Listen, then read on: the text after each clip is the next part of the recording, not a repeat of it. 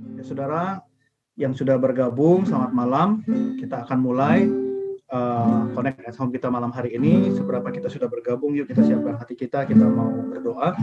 Tuhan, terima kasih. Ini doa kami bersama-sama malam hari ini. Kami percaya kuasa-Mu bekerja di tengah-tengah setiap kami. Kuasa-Mu ada di tengah-tengah setiap kami. Dan malam hari ini, sebelum kami mau terima pengajaran, kami mau terima semua pengetahuan yang akan menopang dasar iman kami, Tuhan, kami berdoa berkati supaya hadirat-Mu menjamah setiap kami semua di tempat ini. Seberapa kami yang sudah bergabung, Tuhan, kami berdoa kuasa-Mu menjamah setiap kami. Haleluya. Mari kita yang sudah berbahasa roh. Syara lalabata karalabata karalabata karalabata karalabata karalabata karalabata karalabata. Haleluya. Syara lalabata karalabata karalabata karalabata.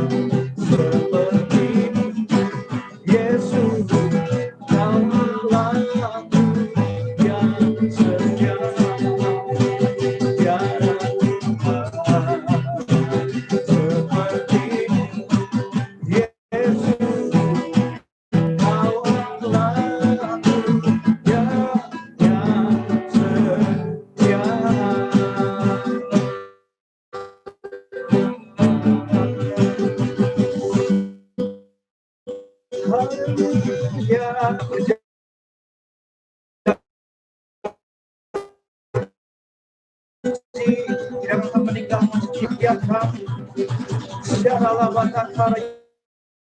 Allah yang berjanji bagi setiap kami, sekalipun dalam ketakutan, sekalipun dalam tempat kekelaman, Engkau Allah yang ada bersama dengan setiap kami. Haleluya. Terima kasih Tuhan, Engkau Allah yang setia, yang bersama kami, pernah meninggalkan kami. Engkau Allah yang berjanji bagi kami.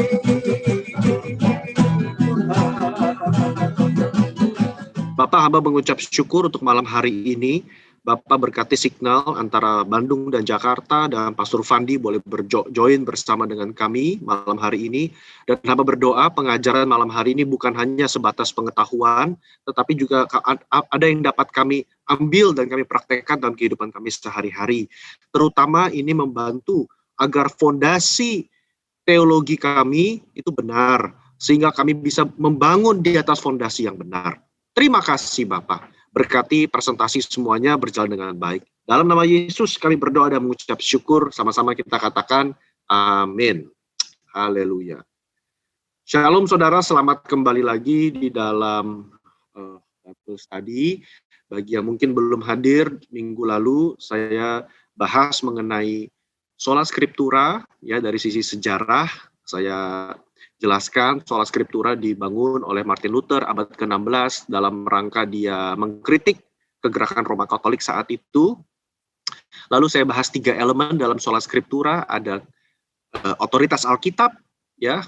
Luther menekankan Alkitab punya otoritas dan kita pun sependapat dengan Bapak Luther. Lalu Alkitab itu cukup agar orang mengetahui keselamatan, ya. Kita pun sependapat bahwa Alkitab cukup, keselamatan itu jelas dalam firman Tuhan, tidak perlu ada tradisi manusia, tidak perlu ada tambahan apapun, ya. Bahkan saudara, GBI Gatot Subroto, kita percaya kalau seseorang tidak mendapatkan karunia berbahasa roh, ya, lalu dia meninggal, itu tidak mempengaruhi keselamatan, karena esensi keselamatan bukan di bahasa roh, ya, tetapi menerima karya keselamatan Kristus by grace through faith, ya. Tetapi bahasa roh itu salah satu elemen penting dalam kehidupan orang percaya. Lalu yang ketiga adalah clarity of the scriptures atau kejelasan. Alkitab itu jelas, ya. Bapak, Ibu, dan saya yang membaca hari ini, kita bisa mendapatkan makna dari Alkitab itu jelas. Nah, saya mau melanjutkan pada pemahaman malam hari ini, bagaimana respon Pentakosta terhadap sola scriptura. Ya, jadi silakan di share screen. Ya, kita akan membahas malam hari ini hanya 9 slide. Saya bikin ringkas agar kita punya waktu untuk tanya jawab. Bagaimana? Mari yang pertama. Ya.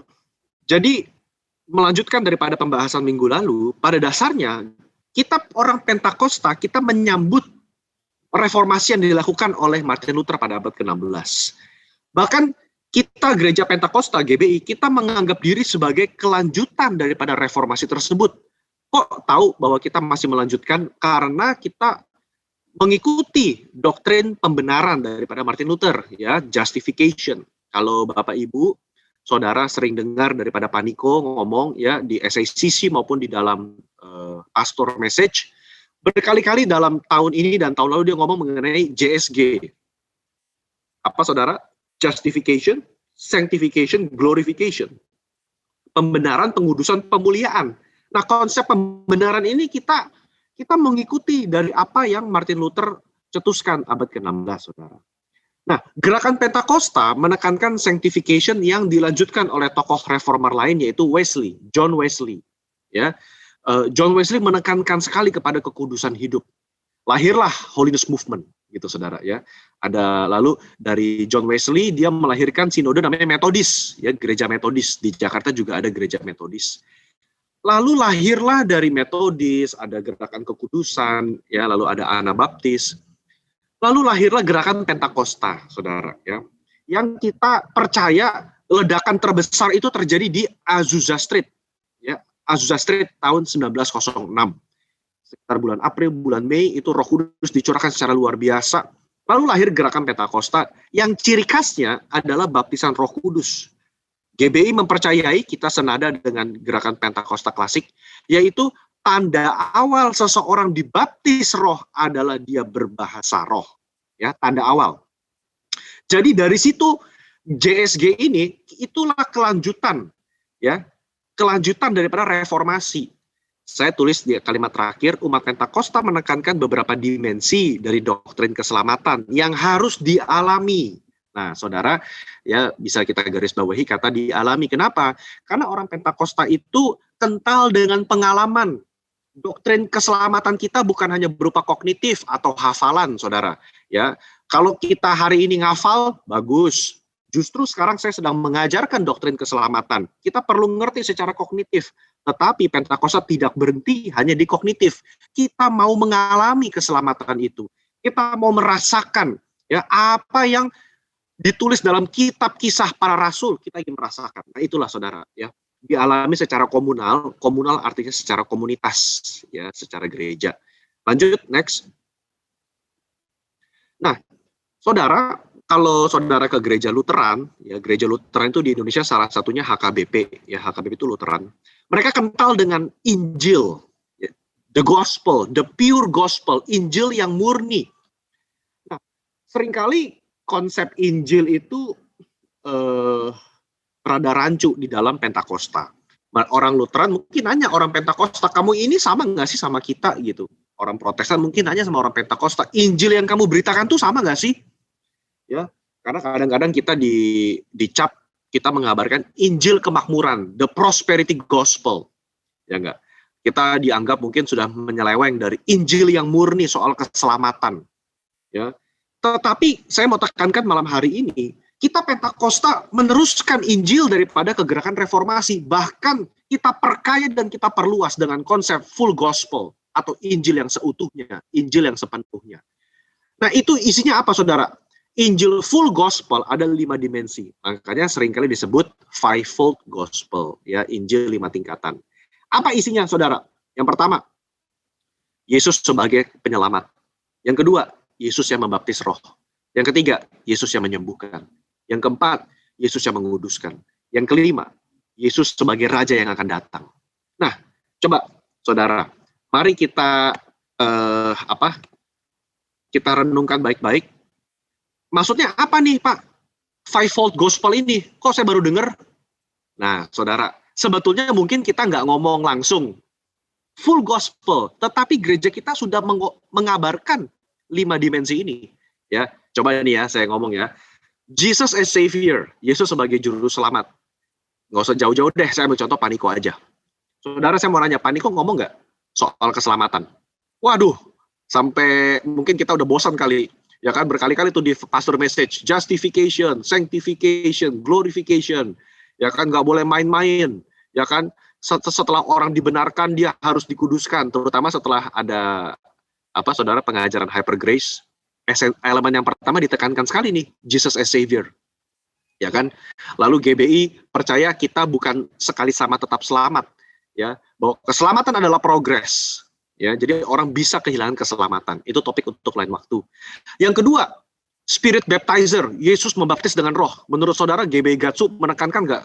Rayon 2 menekankan nggak nih baptisan roh kudus? Waduh, ini DNA gereja kita ini.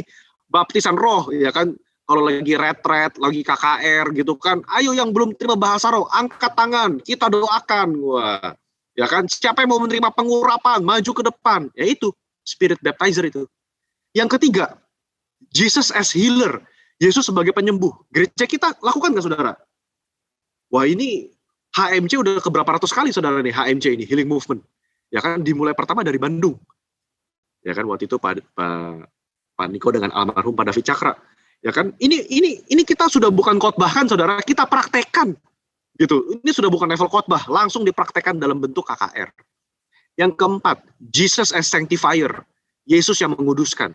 Kita khotbah nggak, saudara? Kita khotbah. Ya kan, hidup kudus, kekudusan, dipisahkan, diurapi, kekudusan, jangan main-main sama dosa. Dari level PPA sampai level ibadah raya, dikhotbahkan sekali sanctifier. Yang terakhir, Yesus sebagai Raja yang akan datang. Kita khotbahkan nggak, saudara? Kita khotbahkan. Pak Niko khotbahkan, Maranatha, Yesus datanglah, datanglah segera. Bahkan hari-hari ini kita mengkhotbahkan apa? Pentakosta ketiga, penuaian jiwa yang terbesar dan terakhir sebelum Yesus datang kali yang kedua. Jadi bayangkan, ini framework teologi Pentakosta. Jadi kalau Bapak Ibu pernah nanya nih, Pak, itu Pentakosta punya struktur nggak sih teologinya? Pentakosta punya framework nggak? Ya ada, ini frameworknya. Namanya fivefold gospel. Ini memperkaya Injil yang dikabarkan oleh Luther, yang fokus kepada keselamatan. Ya. Nah, kita sudah pelajari di minggu lalu bahwa awalnya Martin Luther berbicara mengenai sola scriptura, itu dia membela otoritas Alkitab. Bahwa Alkitab itu cukup untuk keselamatan tanpa perlu ditambah tradisi gereja. Itu minggu lalu. Nah, sampai poin ini Pentakosta sangat setuju. Bahkan kita sering meminjam perkataan tokoh reformasi ketika berbicara mengenai doktrin keselamatan, khususnya pembenaran. Next. Nah, Pentakosta menerima bahwa keselamatan yang adalah berita utama dari Evangelion, bahasa Yunaninya, Evangelion atau good news, ya. Jangan pikirin Evangelion game PlayStation ya. Atau Injil itu terkandung cukup dalam firman Tuhan tanpa perlu adanya tradisi tambahan. Itu kita percaya. Jadi Bapak Ibu yang di gereja, apa pernah dengar di GBP set? Bapak Ibu yang mau selamat, ya kan, Alkitab plus ada pengajaran ya dari Pastor Fandi, kalau nggak ikut ini nggak selamat ini. Kan kita nggak begitu, saudara. Ya kan, kita sama khotbahnya, by grace through faith. Ya kan. Nah, yang menjadi masalah adalah kadang-kadang, tidak semua ya, sebagian kaum Injili, nah ini penting, mengobjektifikasi sola scriptura itu jadi doktrin. Atau harus cara penafsirannya harus seperti orang Protestan, mirip mereka. Ini satu-satunya cara orang membaca Alkitab. Jadi kalau beda sama mereka, dianggapnya sesat. Nah itu yang kadang-kadang membuat perdebatan dan perbedaan di golongan Pentakosta dan sebagian orang Injili. Ya mereka menganggap Pentakosta ini, kamu nih subjektif. Ya, bahas Alkitab dari pengalaman ngeroh-ngeroh aja nih. Ya kan? Harus sola scriptura dong, sola scriptura kan ngomongnya begitu kan. Harus Alkitab dong. Apa kata Alkitab? Alkitab saja. Tetapi kan kita ngerti, ya kan, konsep Bapak Luther yang disampaikan abad ke-16 itu bukan untuk mengobjektifikasi cara menafsir.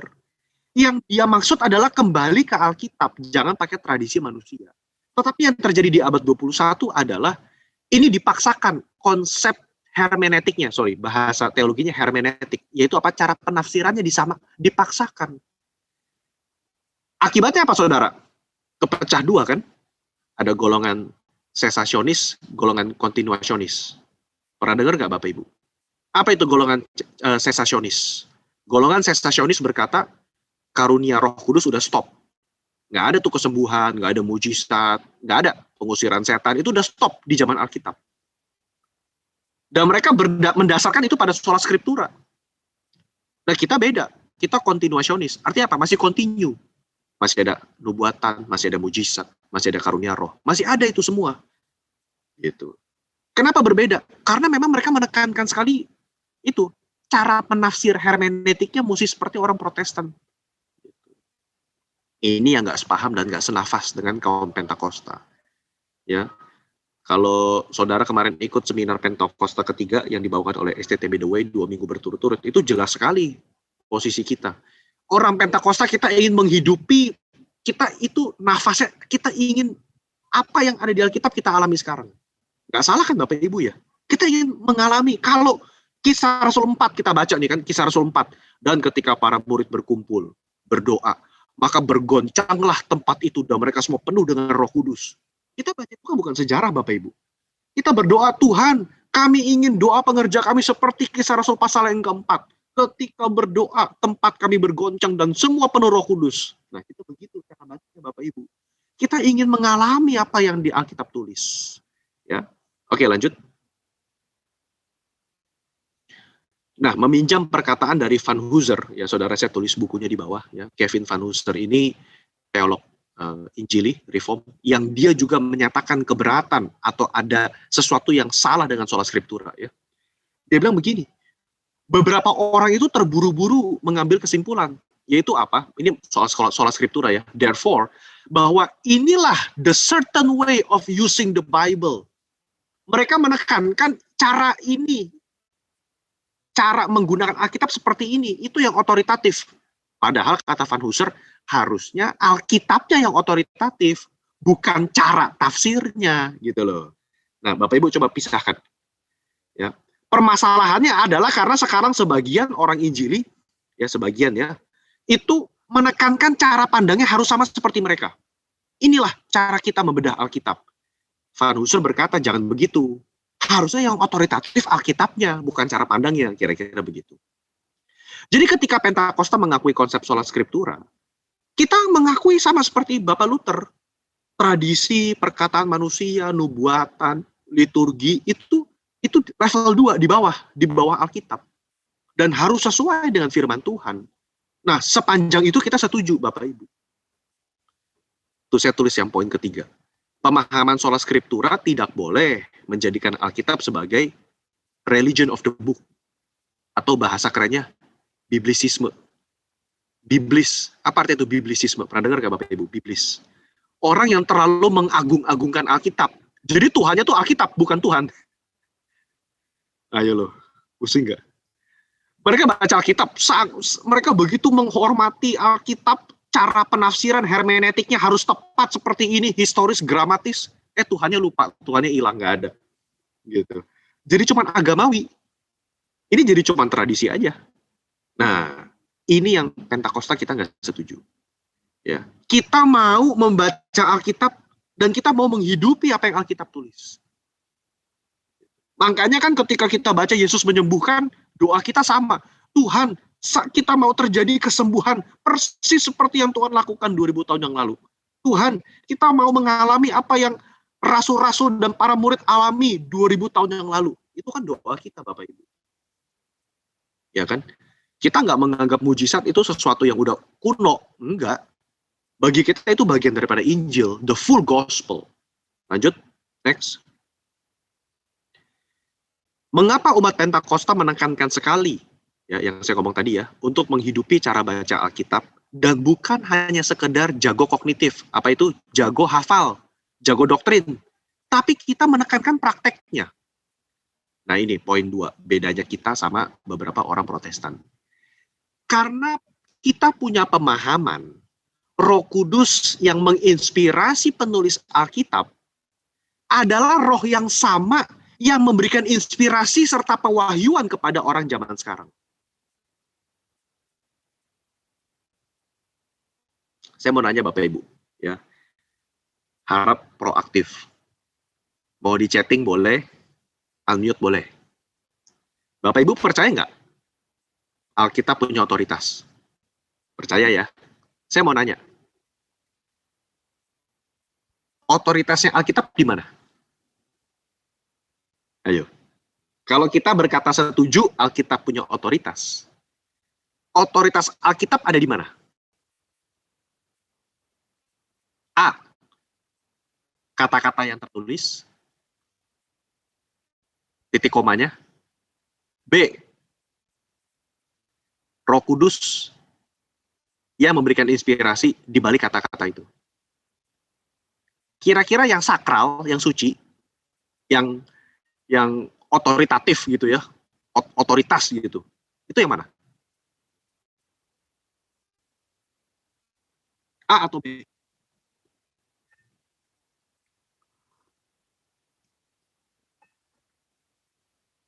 Ya. Ya, 2 orang menjawab B. Itulah kenapa orang Kristen kalau Alkitab dibakar kita nggak marah. Itu kenapa makanya kita Alkitab kalau dibakar kita biasa aja. Kita nggak usah bela-bela Tuhan. Kita nggak demo kita nggak demo. It's just a word.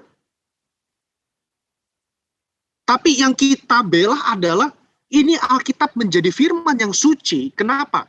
Karena ada Roh Kudus yang menginspirasi para penulis.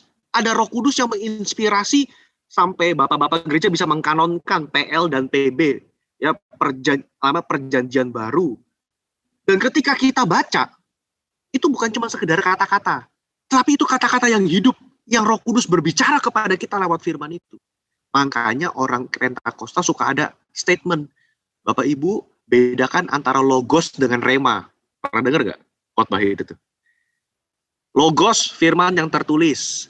Rema, firman yang hidup yang keluar. Bapak Ibu, sadar dari mana konsep logos dan rema?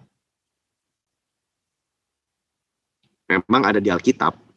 Tetapi konsep itu pengaruh Yunani juga. Dari Aristoteles. Yang membedakan antara konten materi dengan imaterial. Jadi Bapak Ibu nih ya. Jadi dibedakan. Kalau Bapak Ibu punya Alkitab, aduh, nggak kelihatan. Saya matiin filter bentar. Jadi kalau Bapak Ibu punya Alkitab, ya anggap aja ini kertas Alkitab gitu ya. Dibedakan antara form kertasnya dengan roh daripada kertas ini. Anggap nggak ya kira-kira ya? Ini kan cuma materinya nih, ini kan benda mati nih. Nah, Pentakosta menekankan ada roh di dalam benda mati ini. Nah, itu yang otoritatif. Gitu loh. Nah, itu yang kita tekankan. Jadi kalau dikatakan sola scriptura, kita jujur ini lebih tingkat advance sedikit lah ya. Orang S2 tuh nanya S3. Maksud kamu scriptura yang mana? Nah, gitu. Pokoknya kalau level jemaat cukup tahu pokoknya firman Tuhan dah beres. Level S2, S3 nanya, firman Tuhan yang mana yang kau maksud? Nah, itu ditanya lagi, itu diperdalam lagi. Firman Tuhan yang mana? Apa maksud kamu mengenai skriptura? Ya kan? Dibedakan antara. Nah, cuman kalau kebablasan juga bahaya sih Bapak Ibu. Ini kalau teori ini kebablasan, Bapak Ibu, akibatnya apa? Pernah dengar nggak ada orang Kristen yang cuma mau baca Alkitab yang tinta merah? Itu kata itu ya firman Tuhan yang tinta merah. Tinta hitam bukan firman Tuhan. Nah, itu kebablasan itu. Atau perjanjian lama bukan firman Tuhan, itu firman kepada orang Israel. Kita yang perjanjian baru aja. Nah, itu juga kebablasan itu. Ya. Kita percaya semuanya firman Tuhan, tetapi yang kasih otoritas itu Roh Kudus. Nah, ini yang membedakan kita dengan Protestan. Karena bagi mereka Roh Kudus sudah tidak mewahyukan. Jadi Bapak Ibu kalau khotbah di gereja Protestan jangan pakai kata Roh Kudus kasih saya pewahyuan. Waduh, diusir Bapak Ibu dari mimbar. Kenapa? Karena mereka identik pewahyuan dengan pewahyuan theoneoptos daripada Alkitab. Segala firman Tuhan diinspirasikan oleh Roh Kudus, ya kan? Nah, kita beda. Pemahaman kita Roh Kudus yang sama yang mewahyukan para penulis. Menurut Bapak Ibu masih bisa ngobrol nggak sama kita hari ini, Roh Kudusnya? Masih bisa ngobrol. Makanya tiap kali kita khotbah, ayatnya sama, kok pendekatannya beda nih. Ayatnya sama, tapi kok kedalamannya kok beda nih yang saya dapat sama tahun lalu nih. Kok baru lagi nih dapatnya. Itu Roh Kudus. Gitu. Ya, lanjut next. Nah, saya sependapat. Jadi kalau ditanya, Pak, apa Pak jawaban daripada judul kita hari ini? Perspektif Pentakosta, saya sependapat dengan teolog Reform. Ya, ini bukan teolog Pentakosta ya, ini teolog Reform. Saya tulis bukunya di bawah. 400 halaman, sebentar nanti saya kasih lihat sebentar aja nanti kalau Bapak Ibu mau penasaran. Teolog Reform Henk van den Belt, dia berkata, daripada terminologi sola scriptura, menurut dia, lebih bagus pakai istilah prima scriptura atau scriptura prima. Jadi kalau Bapak Ibu tanya saya sekarang, Pak, kita ini sola apa prima? Saya lebih suka dengan kata prima. Kata sola artinya only, the only, Bible only, kan bahasa Inggrisnya Bible only. Tapi kalau prima, saya suka. Prima itu yang pertama dan terutama, gitu loh. Nah itu lebih cocok sama kita, karena bagi kita yang pertama itu Alkitab. Kita amin, kita setuju. Di bawahnya ada suara Roh Kudus, ada nubuatan, ada mimpi, ada tradisi, ada pendapat bapak-bapak gereja. Kita oke, semuanya kita oke. Tapi yang terutama Alkitab, gitu loh. Nah kalau dikatakan sola scriptura kan kita tolak tuh semua, berarti udah nggak ada bahasa roh. Apaan itu Roh Kudus ngomong? Nggak ada, pokoknya sola scriptura. Nah kita nggak cocok. Bahkan si Van den Belt ini aja udah ngomong. Dia mengkritisi memang sola scriptura juga dari sisi dia reform. Dia bilang ini kalau pakai terminologi sola scriptura kayaknya kurang pas, dia bilang. Mendingan pakai kata prima, dia bilang. Esensinya sama, tapi mendingan pakai kata prima. Cuman ya ini ya mereka lah ya debat lah ya, kita nggak usah ikut-ikutan. Next. Nah, di poin ini prima scriptura kita menyambut hangat. Ya. Memang firman Tuhan itulah hakim tertinggi. Tapi kita nggak kesampingkan kan tradisi, kita nggak kesampingkan kan pewahyuan Roh Kudus. Bapak Ibu kalau ada nabi di GBI Piset, Bapak Ibu terima nggak? Kita terima kan? Ya kan, misal kita undang Cindy Jacob datang ke GBI Piset. Masa kita, wah ini sesat-sesat, sola scriptura, ya kan? Apa yang diomongin tidak ada di Alkitab, kan kita nggak begitu. Kita terima, tetapi kita uji pakai waktu dan pakai firman, betul ya? Ujilah segala sesuatu. Nah itu prima scriptura. Jadi kita terima, oke, nubuatannya apa nih? Kita terima dulu, kita uji pakai waktu, kita uji pakai firman, bertentangan apa enggak, kita terima. Tetapi tidak mengalahkan posisi otoritas Alkitab. Kira-kira begitu ya.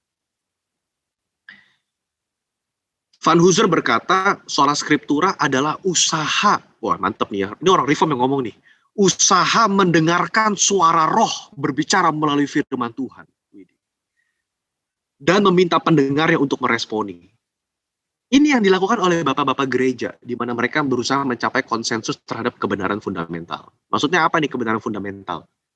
Bapak Ibu, siapa yang percaya doktrin Tritunggal? Percaya nggak Allah kita 3113? Percaya ya? Saya mau nanya Bapak Ibu, tahu nggak itu doktrin Tritunggal selesai berapa ratus tahun?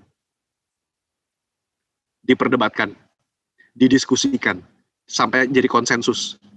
Kira-kira 400 tahun. Nah, bayangkan. Sekarang kan kita terima nih kan, kita terima. Yes Pak, iman saya Allah Tritunggal, udah nggak bisa dikotak-atik. Nah kalau kita terima satu konsep yang dibahas 400 tahun, itu kan udah bukan sola scriptura. Ada orang-orang yang berdoa, meminta tuntunan Roh Kudus, ada komunitas kudus, ada firman Tuhan, mereka debat, mereka diskusi, mereka debat. Jadilah konsep Tritunggal. Maksud saya Bapak Ibu, itulah Pentakosta. Kita begitu.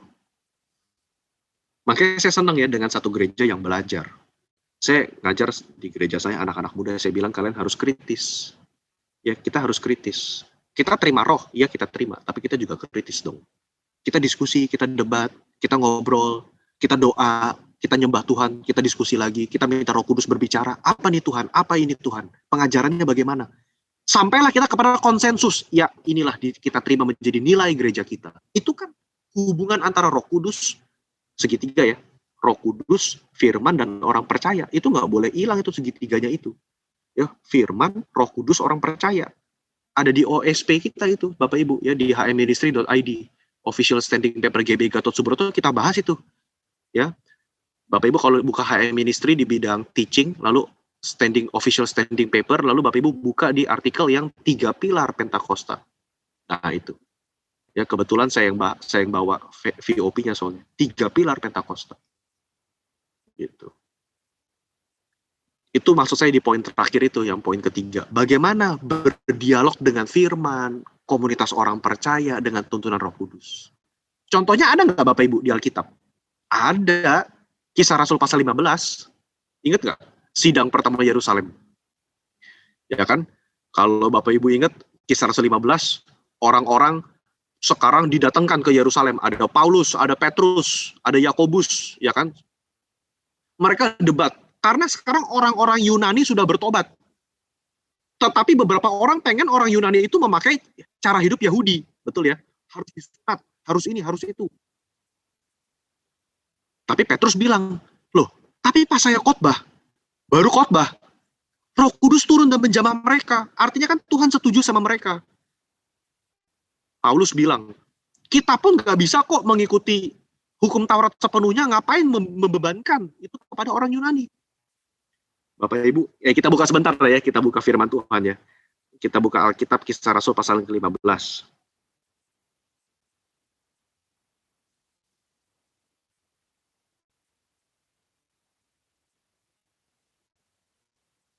Kisah Rasul pasal yang ke-15 pada ayat yang ke-28.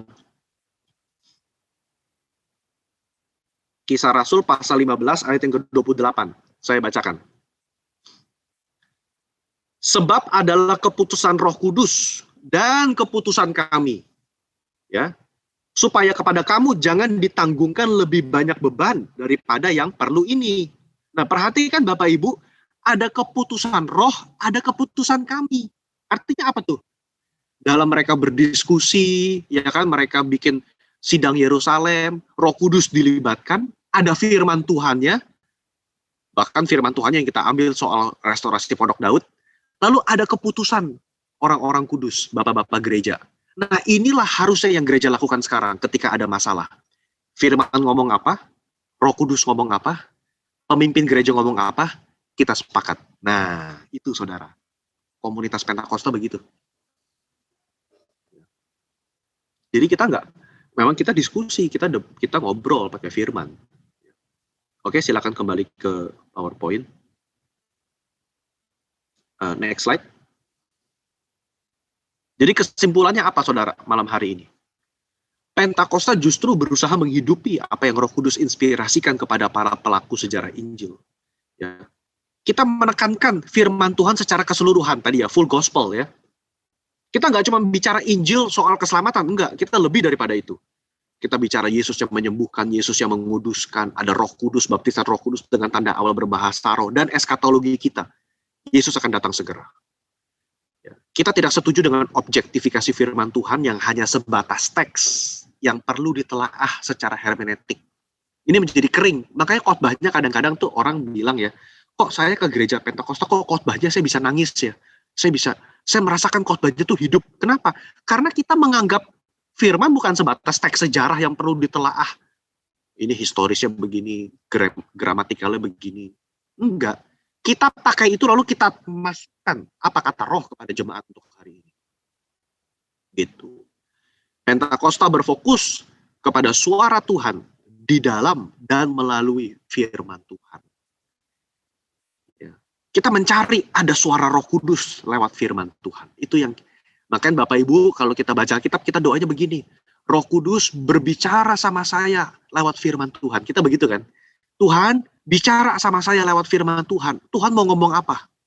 Karena kita percaya itu bukan sekedar kata-kata, tapi itu hidup kata-katanya. Dan Tuhan bisa pakai kata-kata itu untuk berbicara kepada konteks kita yang sekarang. Ya, jadi umat Pentakosta bergerak ke arah daripada dampak pneumatologis, artinya apa? Roh Kudus. Ya, pneuma artinya roh. Ya. Dan dimensi komunal dari firman. Apa itu dimensi komunal? Ya, komunitas. Ada aspek komunitasnya. Jadi kira-kira begitu Bapak Ibu. Perspektif Pentakosta terhadap sola scriptura, kita lebih setuju dengan penggunaan kata prima scriptura. Cuman untuk kebutuhan ekumenis daripada kita berantem ya kita iya aja Bapak Ibu sola scriptura iya aja. Yang penting Bapak Ibu tahu pemahamannya ya. Gitu. Oke. Saya rasa itu cukup untuk malam hari ini. Ada waktu untuk kita diskusi. Silakan.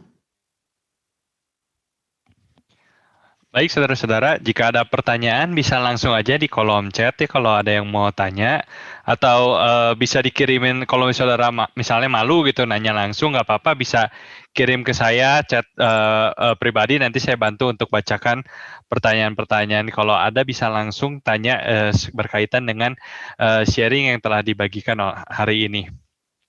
Mungkin saya langsung aja tanya untuk Pastor Dio ini karena ada pertanyaan yang udah dikirim ke saya. Pertanyaannya seperti ini. Kenapa orang Pentakosta lebih kelihatan kurang pendalaman Alkitabnya dibandingkan orang Injili, Lutheran, dan sebagainya? Terlebih kalau diadu diskusi, seringkali saya merasa terintimidasi karena tidak mampu menjelaskan sebaik mereka. Apakah itu salah? Ya, terima kasih, pertanyaan yang sangat bagus. Bapak Ibu perlu mengerti, dari awal kegerakan Pentakosta itu lahir dari golongan orang bawah. Azusa Street itu lahir dari para budak, orang kulit hitam yang diintimidasi, didiskriminasi, tukang kebun, pembantu rumah tangga, ya, kerja buruh kasar. Itu Pentakosta lahir di situ. Mereka nggak menekankan pengajaran karena mereka memang dianggap komunitas orang bodoh. Jadi mereka mencari pengalaman. Gitu. Bagi orang Pentakosta, ya, mereka nggak pusing dengan debat. Yang mereka mau ketika ada mujizat itu terjadi di depan mata saya. Wah, itu Pentakosta. Jadi betul, awalnya kita nggak menekankan kepada pengajaran. Nggak seperti orang Injili. Kedua, secara historis, Bapak Ibu, ayo, berapa usia Pentakosta? Lahir abad 19, sedangkan mereka udah 500 tahun. Dalam sisi usia, kita baru beranjak dewasa. Nah, makanya Bapak Ibu, ya, saya sarankan, ayo belajar Alkitab. Ya. Ayo belajar Alkitab, Bapak Ibu. Dari Pak Ketum Sinode GBI, Pak Rubin Adi Abraham, beliau buka sertifikat online, e-battle learning, Bapak Ibu. Ya, dapat sertifikat belajar online, e-battle learning, murah banget. Boleh belajar dapat sertifikat. Jadi pertanyaan tadi, saya merasa terintimidasi karena kok kalah debat. Ya, memang karena kita awalnya tidak menekankan kepada pengajaran. Khotbah-khotbah GBI cenderung pastoral dan pragmatis. Kalau saya boleh rangkum, rata-rata kayak khotbah GBI 3 poin. 3 cara, 3 langkah, 3 pilar, 3 strategi, 3 poin. Ya, kira-kira begitulah. Ya, memang kita begitu Bapak Ibu. Ya, nggak ada yang salah. Makanya sekali-kali 2 minggu 3 poin, 1 minggu ekspositori, 1 minggu biblika gitu. Jadi balance kira-kira begitu. Tapi nggak salah. Contoh Bapak Ibu, ya, masa pandemi, jemaat kena resesi ekonomi, bisnis hancur, omset drop. Masa kita khotbahnya doktrin pembenaran, ya nggak nyambung. Ya kita khotbahnya Allah memberikan pengharapan. Wah, mantep kan, cocok sama kehidupan kita. Ya itu Pentakosta memang kuatnya di situ, pastoral. Ya tapi kan sekarang ya Bapak Ibu kan nyadar ya, Pak Niko sekarang fokus juga ke teologi. Ya kan, ada VOP. Ya kan. Tiap minggu ada pengajaran sedikit. Ya memang kita pelan-pelan masuk ke pengajaran. Bapak Ibu lihat nanti di tahun 2021 kita fokus kepada pengajaran. Gabung dengan suara kenabian profetik. Yaitu gereja kita nanti ke depan. Pertanyaan berikutnya ada di kolom chat, Pastor. Yang pertama, boleh nggak kita percaya dengan kitab-kitab non-kanonik? Ya, jadi Bapak Ibu, kitab Alkitab ada Katolik namanya ada Deuterokanonika. Ya, Deuterokanonika. Dikatakan Deutero kenapa? Karena itu tidak dimasukkan dalam kanon resmi, tetapi sebagai bahan sejarah. Saran saya kalau Bapak Ibu mau membaca kitab kanonik silahkan saja, ya. Tapi saya menganggap itu sebagai buku sejarah. Saya tidak mendasarkan iman saya kepada kitab-kitab Deuterokanonika. Itu hanya sebagai catatan sejarah, silakan. Oke, yang berikutnya, kalau dulu magisterium akhirnya tidak dipercaya, kenapa sekarang kita percaya sama lembaga-lembaga penerjemah Alkitab? Kenapa kayak bahasa Inggris ada KJV, NLT, Message, who translate those? Terus kenapa sekarang kita pakai terjemahan tersebut? Beda, ya. Ini dua hal yang berbeda. Magisterium tidak sama dengan terjemahan. Ya. Kalau pertanyaan kedua lebih gampang nih. Kenapa siapa yang menerjemahkan? Ya Bapak Ibu tinggal buka halaman pertama, ada editornya. Nama-namanya ada di situ di halaman pertama. Ya, itu lengkap semua itu. Ya. Tetapi yang menerjemahkan adalah kumpulan orang-orang Kristen dari berbagai denominasi berkumpul. Kenapa kok bisa beda-beda sih Pak terjemahannya? Karena bahasa Yunani dan bahasa Ibrani itu sangat kaya. Betul, sangat kaya akan arti. Ya. Sebagai contoh, siapa yang tahu bahasa Inggris berapa tenses? Ayo yang ingat masa SMA.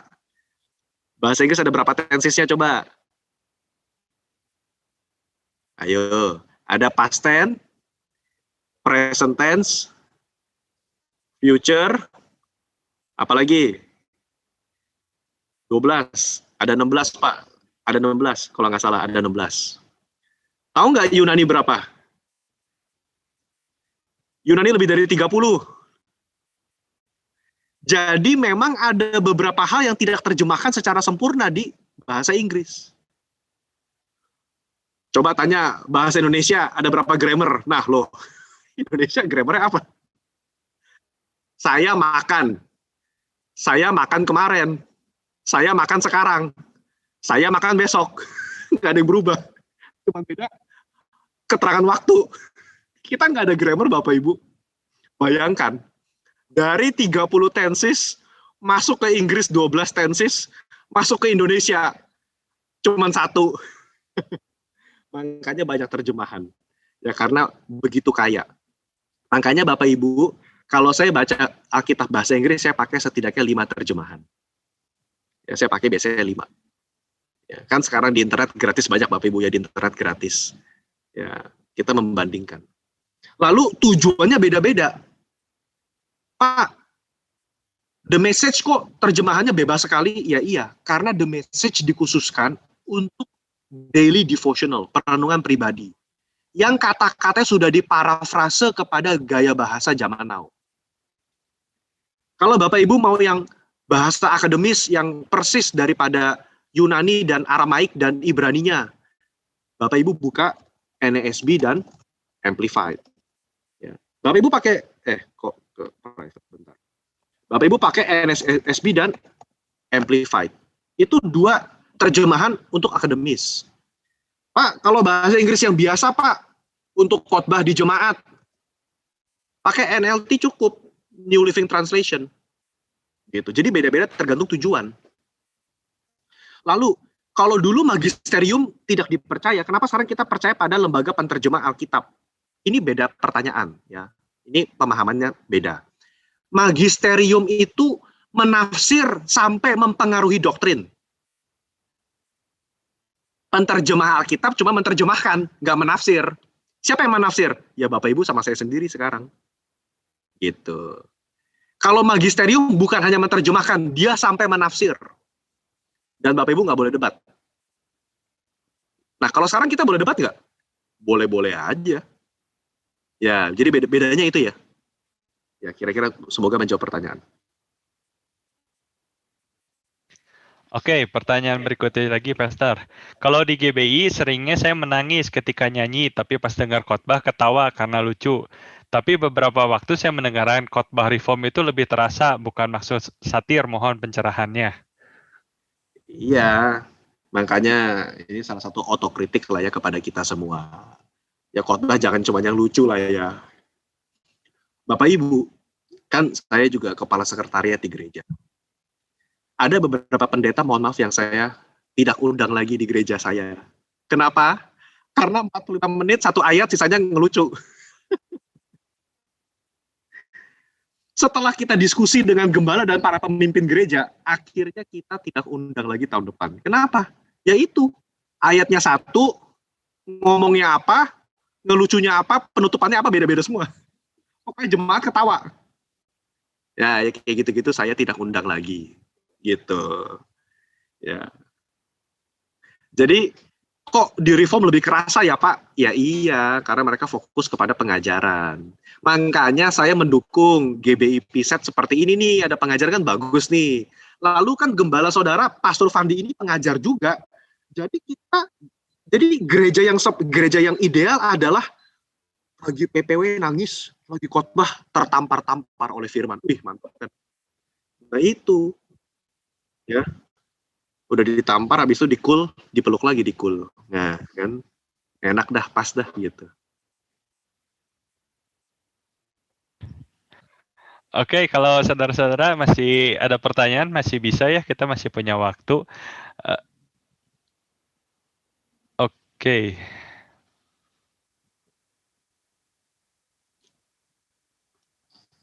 Ini sambungannya kayaknya barusan dari pertanyaan sebelumnya.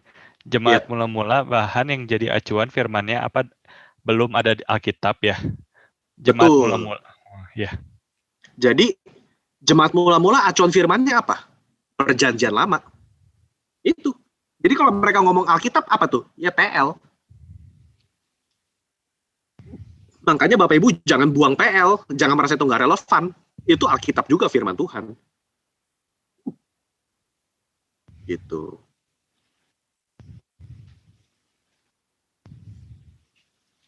Oke. Sambil nunggu pertanyaan lagi, Pastor, saya mau sambil kasih pengumuman ya untuk yang semuanya di sini.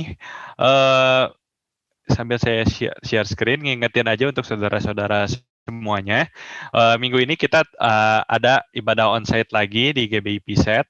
Jadi saudara-saudara kalau mau datang, kita himbau untuk lakukan pendaftaran terlebih dahulu seperti biasa, karena tempatnya sangat terbatas, dan apalagi karena kita di Bandung ini kan lagi memberlakukan PSBB proporsional lagi.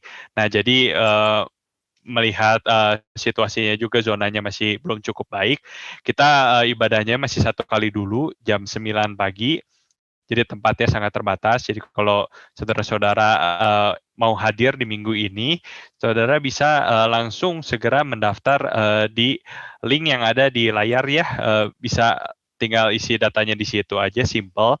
Jadi saudara pastikan juga bisa mendapatkan tempat nanti waktu datang ke GBI PSET. Juga kalau misalnya saudara punya kesulitan, butuh bantuan lebih lanjut, bisa menghubungi nomor PSET Center tersebut. Dan yang berikutnya ini kita juga untuk ibadah onsite tersebut, kita akan ada streaming online-nya di YouTube, lewat YouTube, streamingnya di channel PSET Community. Jadi Bapak Ibu Saudara bisa nanti search channel PSET Community itu tepat pukul 9 pagi waktu kita mengadakan ibadah. Nanti ada live streaming di channel tersebut. Oke, mungkin itu pengumumannya. Ya, mungkin udah ya, belum ada pertanyaan lagi dari yang lain. Kalau misalnya belum ada, ya saya balikin ke Pastor Fandi aja dulu.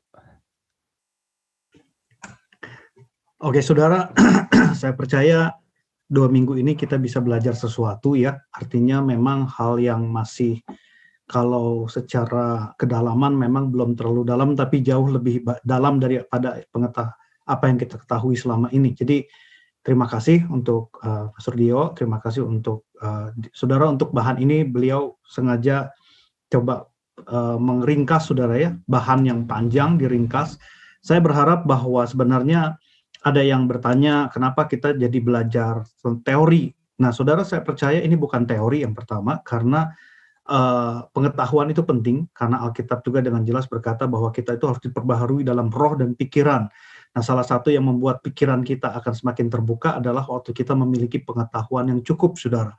Nah, pengetahuan hanya bisa kita raih waktu kita belajar, ya, waktu kita mendalami, waktu kita mendengar sesuatu yang ya mungkin rasanya seperti sejarah, sesuatu yang apa relevansinya dengan zaman sekarang. Menurut saya semakin kita di zaman ini, saudara, seharusnya kita semakin relevan. Artinya begini, bahwa apa yang kita yakini itu harus ada dasar, dan dasar kita kan nggak bisa cuma katanya, begitu ya. Kata pendeta saya yang dulu, kata pembina saya, tapi kayaknya di zaman serba terbuka seperti saat ini, globalisasi seperti saat ini, kita perlu yakin bahwa apa yang kita percayai, apa yang kita yakini itu dasarnya apa, saudara? Ya dibangun dari mungkin seperti yang dipaparkan minggu lalu ribuan tahun, saudara, ya, bahwa Alkitab kita Perjanjian Baru itu mungkin sudah melalui ribuan tahun sampai hari ini, ya, Perjanjian Lama ditambah lagi mungkin ribuan tahun lagi. Jadi itu bukan sesuatu yang ngasal, saudara, tetapi dasarnya jelas. Dan saya ingin menekankan juga, saudara, tadi dikatakan bahwa ini kebiasaan kita orang-orang Pentakosta karismatik, bahwa saya mendengar suara Tuhan, nggak salah kita belajar mendengar suara Tuhan karena itu ada di Alkitab. Yang nggak salah kita mendengar suara Roh Kudus, tapi tadi dikatakan bahwa karena kita ini masih manusia, saudara, artinya kecenderungan untuk mendengar suara itu antara fair 100% suara Tuhan dengan suara kita itu sangat-sangat tipis. Artinya kita nggak bisa mengklaim bahwa suara Tuhan dalam hidup kita itu 100%. Dan kedaulatan tertingginya adalah firman Tuhan. Jadi nubuatan, segala sesuatu memang diujinya oleh kebenaran firman Tuhan, diujinya oleh firman Tuhan. Ya, saudara, jadi ini juga penting. Kalau beberapa waktu terakhir rema, saudara, ya, jadi bahkan sampai ada beberapa orang percaya bahwa kalau Alkitab itu berfungsi kalau jadi rema saja, saudara. Padahal di Alkitab itu ada logos, ada rema. Artinya logos pun itu adalah suara Tuhan. Logos pun adalah kata-kata yang diilhami oleh Roh Kudus, di mana waktu kita baca itu akan menjadi standar hidup, menjadi sebuah dasar hidup kita, ya. Tetapi rema itu memang adalah firman yang pas, yang hidup pada saat situasi kita saat ini. Jadi situasi yang sedang kita hadapi. Tapi kedua-duanya itu sama, benar ya, Pastor Rio, ya. Artinya logos dan rema itu kita nggak bisa, rema paling penting, jadi logos nggak penting. Nah, itu ya akhirnya membuat kita terlalu mungkin terlalu, ya, salah juga sudah kalau begitu. Kita akhirnya terlalu, mungkin bisa dijelasin sedikit mungkin. Ya, saudara, karena kalau terlalu fokus sama rema, itu nanti bahayanya, saudara, masuk ke spiritisme. Bahasa ngetrennya ngeroh, terlalu ngeroh, gitu loh. Ya. Padahal rema itu datang dari logos, ya kan? Lah, dapat rema dari mana? Ya dari logos toh. Gitu. Jadi, secara praktikal, rema adalah apa yang Roh Kudus katakan kepada saudara hari ini. Saya baca Mazmur 23, Tuhan adalah gembalaku yang agung. Saya baca terus. Tapi entah kenapa, kemarin saya baca, saya nangis. Karena Roh Kudus berbicara spesifik lewat Mazmur 23. Padahal itu ayat saya baca tiap tahun, misalnya. Tapi kemarin saya baca, saya nangis. Nah, itu rema. Karena Roh Kudus menggunakan ayat itu untuk berbicara secara spesifik kepada kehidupan saya. Tapi rema itu diambil dari logos, firman yang tertulis. Jadi bagaimana kita bisa tahu rema kalau tidak pernah baca logos? Kita nggak bisa klaim rema kalau nggak baca logos. Kalau kita main asal rema-rema nggak pernah baca logos, dipertanyakan. Lah itu rema siapa itu? Gitu. Ya. Jadi hubungannya kira-kira begitu sih. Ya, saudara. Jadi kita belajar banyak hal 2 minggu ini.